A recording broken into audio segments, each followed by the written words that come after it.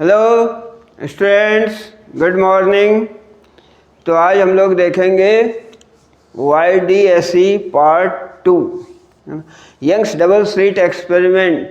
हम लोगों ने डिस्कस किया था यंग्स डबल स्लिट एक्सपेरिमेंट। उसमें हम लोगों ने डायग्राम ये बनाया था, दिस इज द डायग्राम। क्या है, दो स्लिट्स हैं, fine S1 and S2। Slit के बीच का सेपरेशन है स्मॉल d, है ना। स्क्रीन रखा हुआ है at a large distance from the plane of the slit से d पे, है ना। सेंट्रल पॉइंट स्क्रीन का O है। P कोई पॉइंट लिया जनरल, इस पॉइंट पर S1 से वेव्स जा रहे हैं एंड S2 से वेव्स जा रहे हैं, ठीक है। ये दोनों इंटरफियर करेंगे P पर, है ना, और फिर अपने को पैटर्न मिलेगा, है ना। तो हम लोगों ने इसके लिए एक्सप्रेशन निकाला था पार्ट डिफरेंस के लिए। पार्ट डिफरेंस यहाँ से निकाला था, दो मेथड किया था अपन ने। तो ये सेकेंड मेथड, ये थोड़ा शॉर्ट है। इसमें ये एंगल मान लिया था, यदि थीटा है तो this angle is also theta. तो यहाँ से साइन थीटा अगर हम लोग निकालें, है ना, sine of theta, what is sine of theta? Sine of theta क्या होगा? P/H। इस ट्रायंगल में S1 S2 M में P/H S2M अपॉन H, ये 90 है एंगल। इसके सामने की साइड S1 S2, ठीक है। और फिर इसको हम लोग लिख सकते थे साइन थीटा S2M, यही है path difference x upon S1 S2, this is the slit separation d। तो sine theta is equal to, ये वैल्यू आ गया x upon d। Sine theta is equal to P/H, तो x, ये x distance है, path difference, तो x upon d। For small angle sine theta is equal to tan theta. Tan of theta यहाँ से निकालो इस एंगल से, PQO से, टेन थीटा P/B होगा, that is this distance y upon capital D। For small angle sine theta is nearly equal to tan theta, ठीक है। तो यहाँ से हम लोगों को एक्सप्रेशन मिल गया था। इस पार्ट को यदि हटा दें तो that is x/d is equal to y capital D। x/d is equal to y capital D। x upon d is equal to y upon capital D। यहाँ से पाथ डिफरेंस के लिए एक्सप्रेशन आ गया, x is equal to y small d upon capital D। फिर से अपन ने recapitulate किया, है ना। हालांकि इतना हम लोग निकाल चुके थे फर्स्ट पार्ट डिस्कशन में। इसके पहले Young's double slit experiment discuss करने में path difference x is equal to y/d upon capital D, ठीक है। This is the expression for path difference S1P and S2P के बीच जो पाथ डिफरेंस है, परपेंडिकुलर ड्रॉ करके देखा था अपन ने। तो this is the S2M path difference, x is equal to y/d। Path difference के लिए एक्सप्रेशन आया y small dy capital D। अब हम लोग पोजीशन निकालेंगे ब्राइट एंड डार्क फ्रिंजेज का, ठीक है। तो चलिए इस पार्ट को अब हटा देते हैं, बट ये याद रखना है, ये क्या है, path difference y/d upon capital D, clear. अब for constructive interference,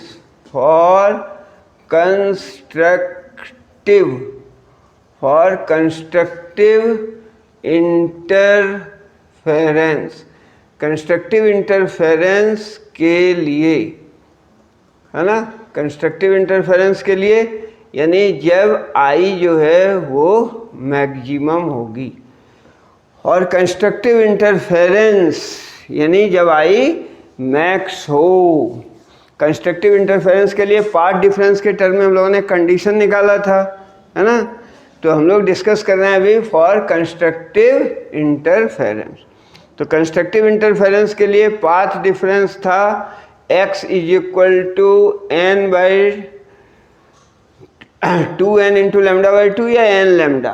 path difference कितना था? फॉर कंस्ट्रक्टिव इंटरफेरेंस के लिए पार्ट डिफरेंस होना चाहिए n लेमडा। एंड यहाँ से जो पार्ट डिफरेंस अपने को मिला वो कितना मिला? अभी लिखा था y small d by capital D। Constructive interference का केस देख रहे हैं हमने। For constructive interference path difference कितना होना चाहिए? कंडीशन निकाला था हम लोगों ने 2 दिन पहले, n लैम्डा होना चाहिए पार्ट डिफरेंस। अगर ये कंडीशन सेटिस्फाई होता है तो कंस्ट्रक्टिव इंटरफेरेंस होगा, मैक्सिमा होगा, ब्राइट फ्रिंज बनेगा। n लैम्डा पार्ट डिफरेंस अभी कितना निकाला? x equal to y d by d. दोनों को इक्वेट कर दें तो यहाँ से हम लोगों को y के लिए एक्सप्रेशन निकल जाएगा। What is y actually? यहाँ से देखो y equal to n lambda capital D upon small d। y के लिए वैल्यू आ गया। इसको yn भी लिख सकते हो। yn means position of nth bright fringe. Position of nth bright fringe is given by yn equal to n lambda capital D by small d। ये जो है relation, this is also very important in solving numericals. Numericals को solve करने में ये एक्सप्रेशन बहुत important है कि this is the position of nth bright fringe. N b भी लिख सकते हैं कोमा देके, b for bright. Position of nth bright fringe. yn क्या है? सेंटर ऑफ द स्क्रीन से दूरी है ना, सेंटर ऑफ स्क्रीन से yn nth ब्राइट फ्रिंज का पोजीशन है, n lambda d by d। ठीक है। yn क्या है? Position of the nth bright fringe from the centre of the screen, n lambda capital D by d। ठीक है। अब हम लोग ये पोजीशन को देखते हैं एक्चुअली, है ना। This is the position of the nth bright fringe. अगर इसका वैल्यू 1 रखा 1 तो ये अपने को y1 देगा, है ना। y1 n इक्वल टू 1 तो क्या आएगा? Lambda capital D by small d। n का वैल्यू 2 रखा तो y2 2 lambda capital D upon small d। 3 रखा सिमिलरली तो 3 lambda capital D by small d। ठीक है। तो ये क्या है एक्चुअली? पोजीशन। और nth ब्राइट फ्रिंज का position yn equal to n lambda d by d। ठीक है। इससे क्या लगता है? ये ब्राइट फ्रिंज का पोजीशन है सेंटर से। ठीक है। ये सेंटर है, सेंटर से पहला ब्राइट जो होगा एक्चुअली सेंटर पर क्या बनेगा? सेंटर पर ब्राइट फ्रिंज बनेगा। क्यों?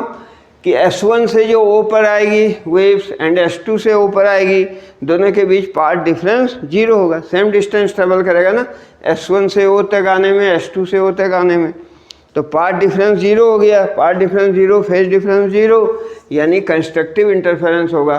तो सेंटर पर तो ब्राइट फ्रिंज बनेगा, सेंटर पर ब्राइट फ्रिंज बनेगा। फिर पहला ब्राइट फ्रिंज कहाँ बनेगा? सेंटर से दिस डिस्टेंस पर, लैम्डा d बाई d। दूसरा कहाँ बनेगा? 2 लैम्डा d बाई d, है ना। इसी तरह से ये पोजीशन होगा ब्राइट फ्रिंजेज का। ठीक है। अब अपन ये पूरा स्पेस हटा देते हैं, नोट डाउन कर लिया हो तो। ठीक है। अब हम लोग देखते हैं कि एक्चुअली जो निकाला हम लोगों ने पोजीशन, है ना, position of the nth bright fringe from centre. मान लो कि ये सेंटर था दिस, तो सेंटर पर तो ब्राइट फ्रिंज बनेगा, है ना। सेंटर पर क्या बना? Bright fringe.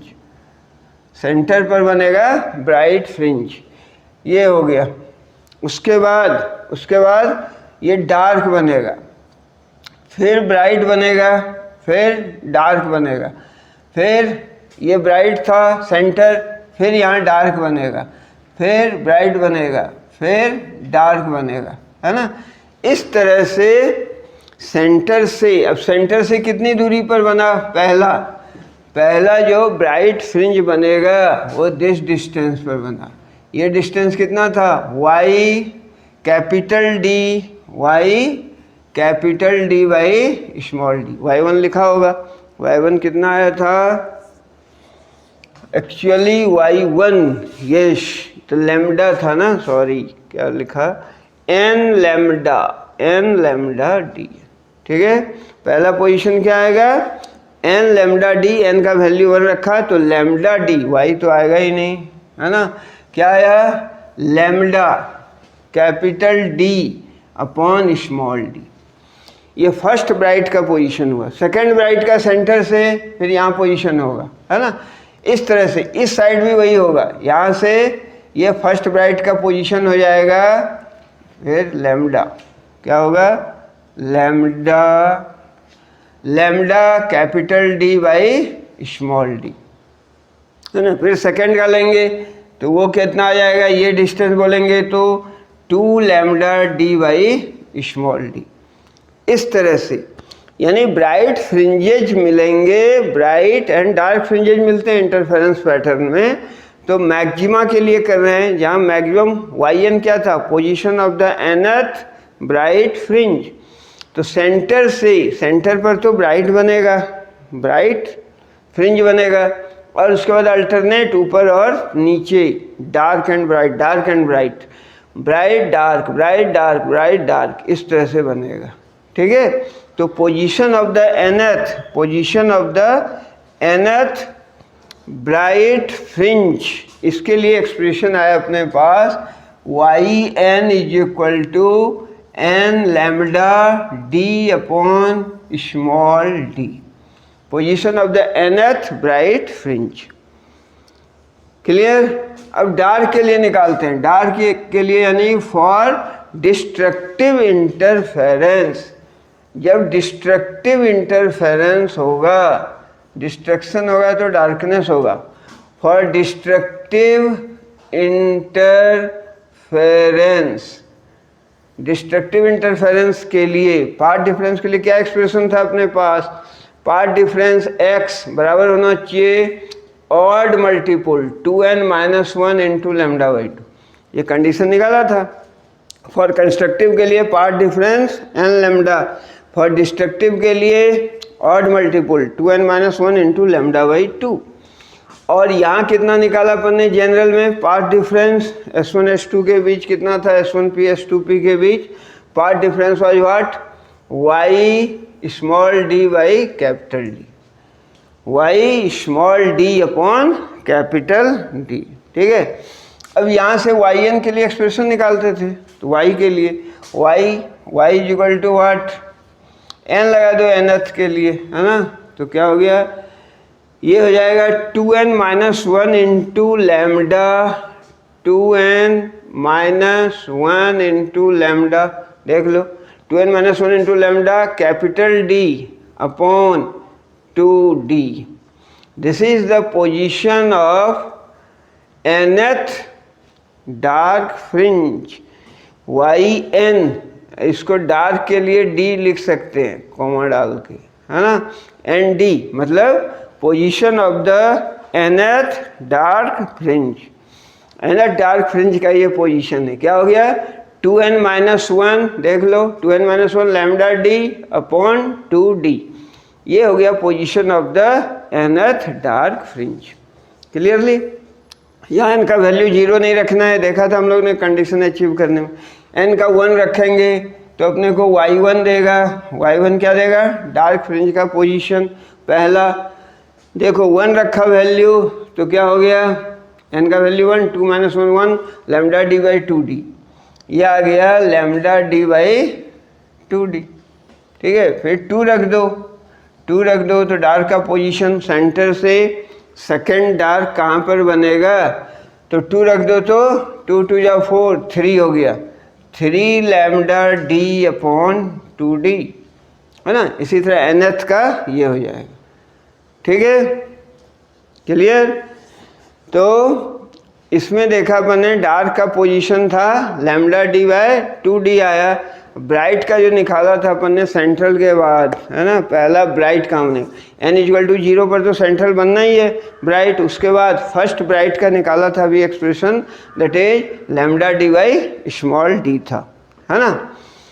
चलिए, तो ये हम लोगों ने एक्सप्रेशन निकाल दिया दोनों के लिए। एंड नाउ अपन ये डिस्कस करते हैं कि एक्चुअली फ्रिंज विड्थ क्या होता है। फ्रिंज विड्थ तो थोड़ा सा डायग्राम बना लें अपन तो समझ में आ जाएगा, है ना। फ्रिंज विड्थ के केस में ऐसा फ्रिंज बन रहा है दिस लाइक दैट, ठीक है, यूँ, है ना। अब सेंटर वाइट है, ये हो गया सेंट्रल। देन इसके बाद फर्स्ट क्या होगा, डार्क होगा और नीचे भी डार्क होगा, फिर ब्राइट होगा, फिर डार्क होगा, ठीक है। डार्क, ब्राइट, फिर डार्क, फिर ब्राइट, फिर डार्क, लाइक दैट। फिर यहाँ ऐसे बना सकते थे, है ना।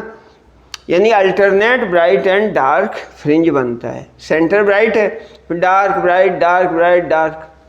And width of the bright fringe क्या होगा, ये नहीं होगा, ऐसे क्या लिखते हैं, width of the bright fringe is the, जैसे यहाँ देख लो, ये फर्स्ट ब्राइट फ्रिंज है, ये सेंट्रल है, चलो ये फर्स्ट है ना, और ये सेकंड है ना।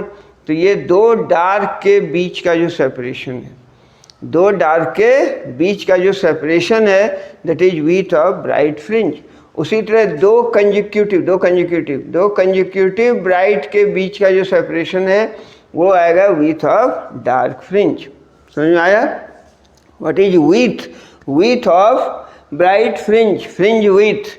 अगर ब्राइट की बात करें, जैसे अगर पहले डार्क की बात करते हैं, विड्थ ऑफ डार्क फ्रिंज की विड्थ कितनी होगी, है ना, विड्थ ऑफ डार्क फ्रिंज। तो अभी हम लोगों ने एक्सप्रेशन निकाला था, यदि याद हो तो यहाँ क्या बोला मैंने, इस डायग्राम से भी दिख रहा है कि विड्थ ऑफ डार्क फ्रिंज होगा टू कंजिक्यूटिव, दो लगातार ब्राइट फ्रिंज के बीच का सेपरेशन, दो लगातार ब्राइट फ्रिंज के बीच का सेपरेशन। तो दो लगातार bright fringe, consecutive bright fringe के बीच का सेपरेशन, यानी YN किसका, विड्थ ऑफ डार्क निकाल रहे हैं तो ब्राइट का NB minus Y of N minus 1B का। समझ में आया?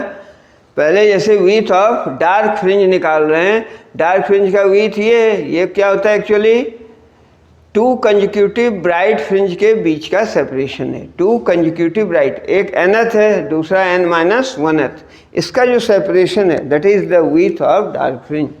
और हम लोगों ने ये निकाल लिया था nth ब्राइट फ्रिंज के लिए पोजीशन क्या था, yn is equal to recall करो, lambda capital D, n lambda capital D by small d, यही था ना। yn देखो कॉपी में होगी, yn is equal to n lambda d by small d। n minus 1, तो n की जगह रख देना है n माइनस 1, n की जगह n माइनस 1 रखा, ठीक है।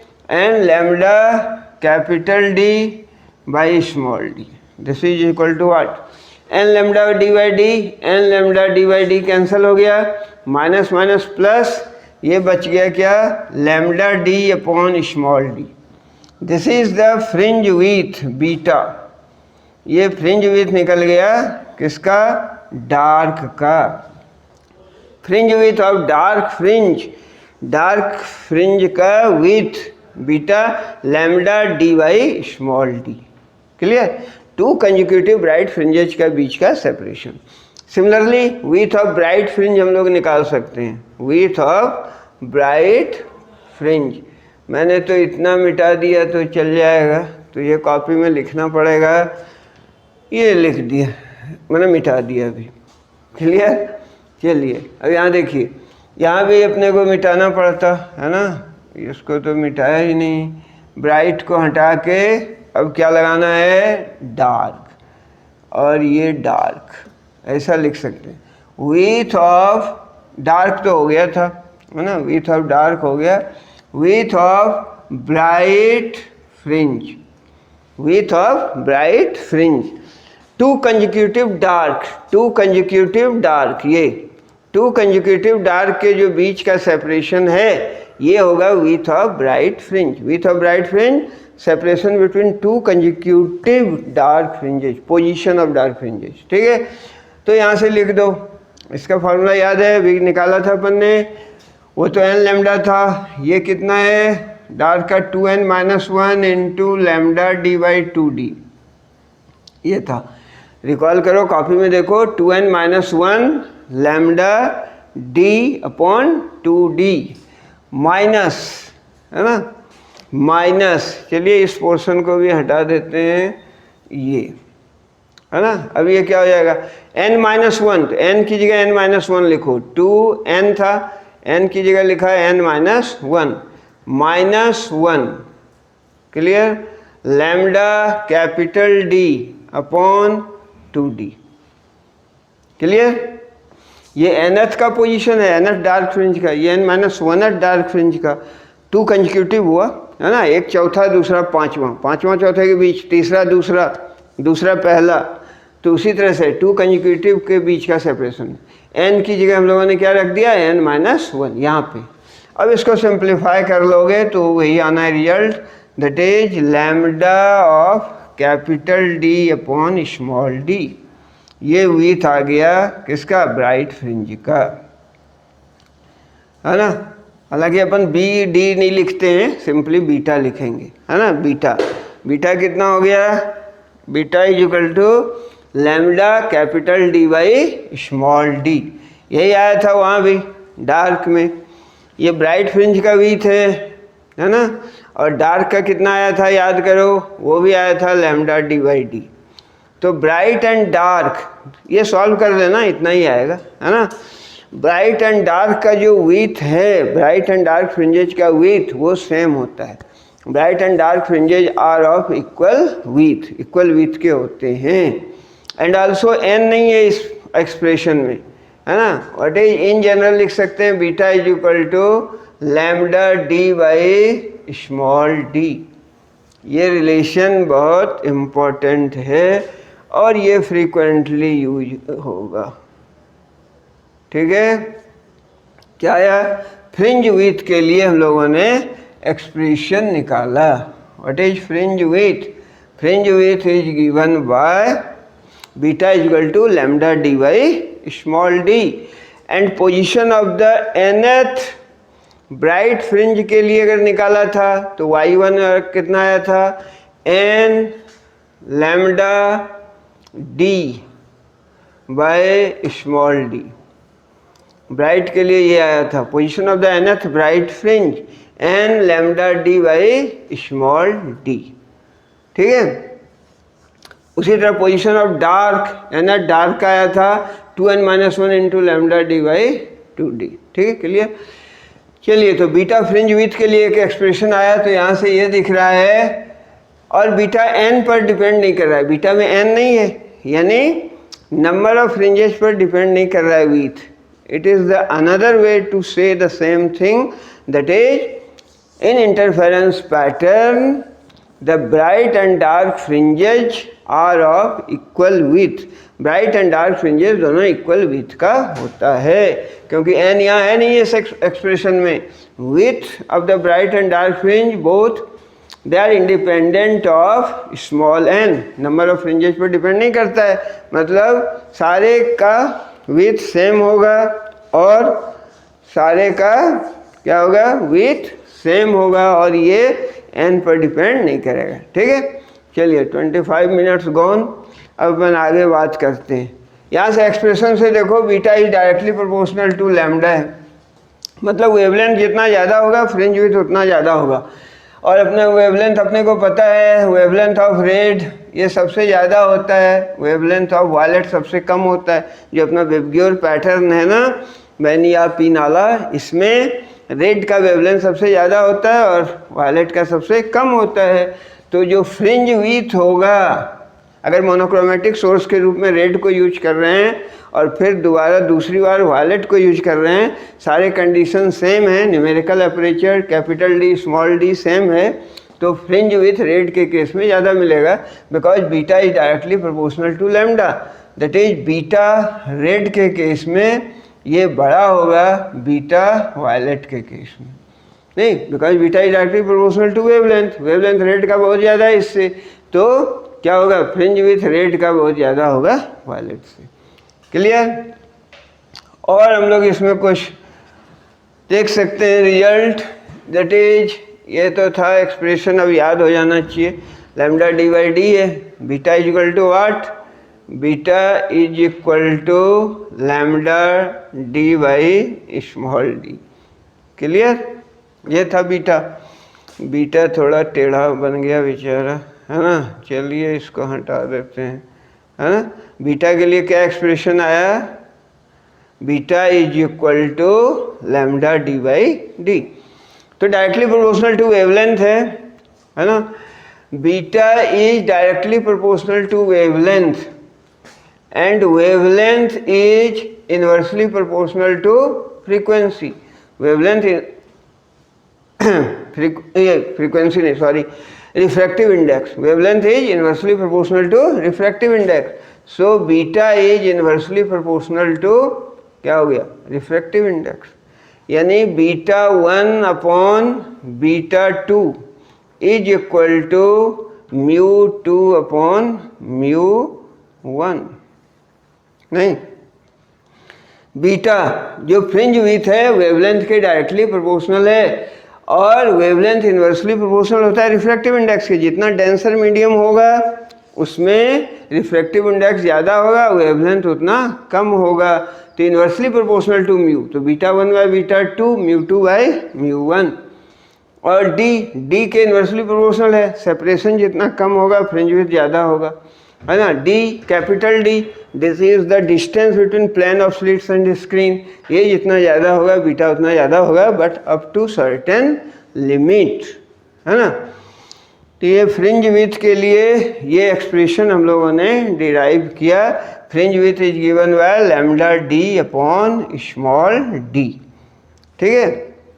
और ये किस पर डिपेंड करता है, तो वेवलेंथ पर यूँ डिपेंड करता है ना, और किसी मीडियम में यदि रख दिया उसको तो उस पर भी डिपेंड करता है।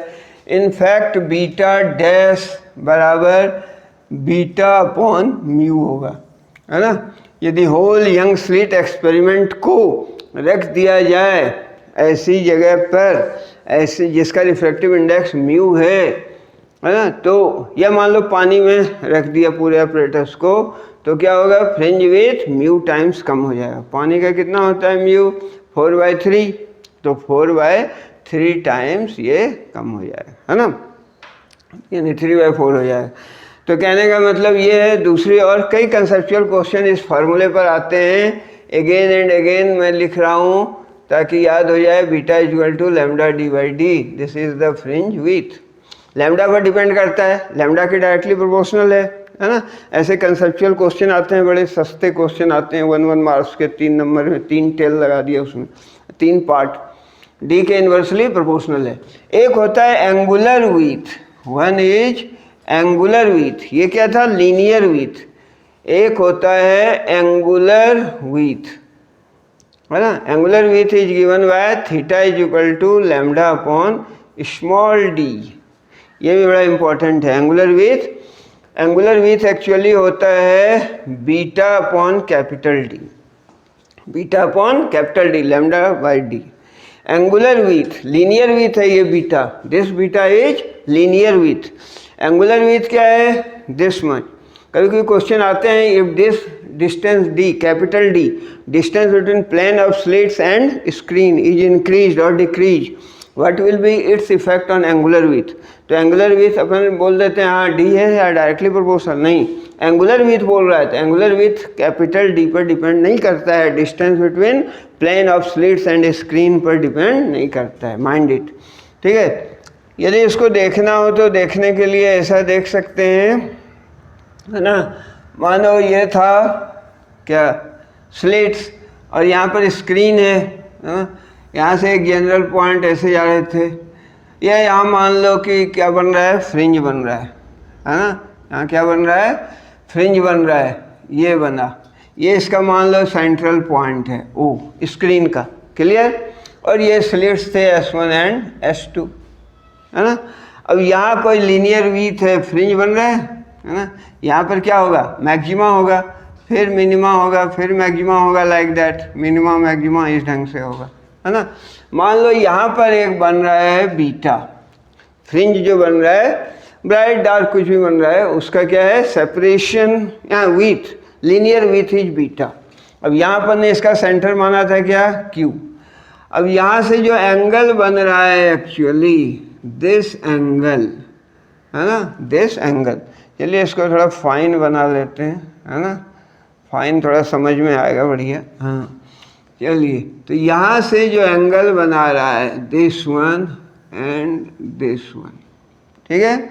नाउ दिस एंगल, ये जो एंगल है ये एंगल है theta. And what is this distance, ये डिस्टेंस क्या था, capital D, distance between plane of slits and screen, capital D, ये था स्मॉल डी, ठीक है, लाइक दैट। तो एंगुलर विथ क्या है उसका एक दे रहे हैं इंप्रेशन, है ना, एंगुलर विथ, तो ये लीनियर विथ है बीटा, ये जो एंगल बना रहा है सेंटर पर दैट इज एंगुलर विथ, और ये एंगल कितना होगा, थीटा, है ना, थीटा स्मॉल है तो स्मॉल ही होगा ये एंगल, थीटा इज स्मॉल, ये डिस्टेंस बहुत ज़्यादा होता है तो साइन थीटा टेन थीटा के बराबर होगा, या थीटा रेडियन में निकालें तो theta is equal to L by R होता है ना, रेडियन में मेजर करते हैं, theta is equal to L by R, L इसका ये आर्क हो गया दिस, है ना, एल ये कितना है, ये बीटा है, अपॉन आर, आर ये डिस्टेंस होगा, और ये distance nearly equal to this distance के, ये जो डिस्टेंस है एक्चुअली कैपिटल डी के बराबर है। So mind it, very important, angular width is given by theta is equal to lambda by D, यहाँ पर कैपिटल डी नहीं है एंगुलर विथ में, angular width is independent of separation between plane of slits and screen, ठीक है। फिर आता है यदि वाइट सोर्स का यूज किया, मोनोक्रोमेटिक सोर्स का यूज नहीं किया, वाइट सोर्स का यूज किया तो क्या होगा, तो वाइट सोर्स का यूज किया तो यहाँ पर तो पाथ डिफरेंस जीरो है, तो यहाँ तो मैक्सिमा बनेगा, वाइट बनेगा, इसके बाद कलर्ड बनेंगे, है ना, विबग्योर पैटर्न होगा, विबग्योर GYOR, उसी तरह इधर बनेगा, है ना, VIBGYOR, समझ में आ रहा है। अगर in place of monochromatic source, अपने बुक में एनसीईआरटी में भी पीछे दे रखा है क्वेश्चन, 4-5 क्वेश्चन उसमें दे रखे हैं, तो उसमें ये भी क्वेश्चन है कि यदि in place of monochromatic source white light use करेंगे तो क्या होगा, तो सेंटर तो वाइट मिलेगा बट अल्टरनेट क्या मिलेगा, सारे कलर मिलेंगे, पहले वायलेट मिलेगा इसके पास, फिर Indigo, blue, like that, like that. Red का वेवलेंथ ज़्यादा है तो उसका फ्रिंज विड्थ भी ज़्यादा होगा, है ना, इस ढंग से बनेगा अपने, coloured fringes will be obtained, clear. और एक उसमें आता है, एक टेल और है कि S, small S by capital S must be less than lambda by D, interference के लिए ये कंडीशन है, इंटरफेरेंस के लिए ये कंडीशन है, जैसे बार बार ये बनाना पड़ रहा है, दिस इज स्क्रीन, है ना, और यहाँ हम लोगों ने देखा था एस, और ये जो डिस्टेंस है इसको कैपिटल एस लिखो, ये स्मॉल एस है ना, तो यहाँ से समझ में आ जाएगा ये डिस्टेंस कितना था डी, और ये डिस्टेंस है कैपिटल डी, तो क्या बोला मैंने, small S, this is small S, small S is the what, small S is the size of the source, mind it, ध्यान से सुनना, स्मॉल एस क्या है, small s is the size of the source and capital S is the distance between source and plane of slits, source and plane of slits, इसके बीच का distance है capital D, तो S by S must be less than lambda by D, यहाँ D क्या है, ये D, distance between two slits, अगर ये कंडीशन सेटिस्फाई होगा तो इंटरफेरेंस होगा। कभी कभी बोलते हैं यदि ये सोर्स को, अभी तक तो ये सब बातें हुई, यदि सोर्स को इससे दूर ले जाया जाए, पास ले जाया जाए तो क्या होगा, तो वहाँ आंसर ये होगा कि so far this condition is satisfied, interference pattern will be obtained, will be observed, ठीक है, जब तक ये कंडीशन सेटिस्फाई होता है तो इंटरफेरेंस पैटर्न मिलेगा। अब है कि यदि सोर्स इधर मूव कर रहा है इस डायरेक्शन में तो क्या होगा, पाथ डिफरेंस सेम रहेगा तो इंटरफेरेंस पैटर्न मिलेगा, अगर इस डायरेक्शन में सोर्स जा रहा है तो पाथ डिफरेंस अब सेम नहीं होगा तो इंटरफेरेंस पैटर्न नहीं होगा। मान लो कोई यहाँ पर सोर्स रखा है एस, तो पार्ट डिफरेंस तो सेम नहीं हुआ, ये कम हुआ ये ज़्यादा हुआ। यहाँ भी पार्ट डिफरेंस और यहाँ भी पार्ट इनिशियल पार्ट डिफरेंस भी इंट्रोड्यूस हो गया, तो दोनों पार्ट डिफरेंस सम हो जाएगा, फिर प्रॉब्लम थोड़ा कॉम्प्लिकेटेड हो जाएगा, है ना। तो thank you, have a good day.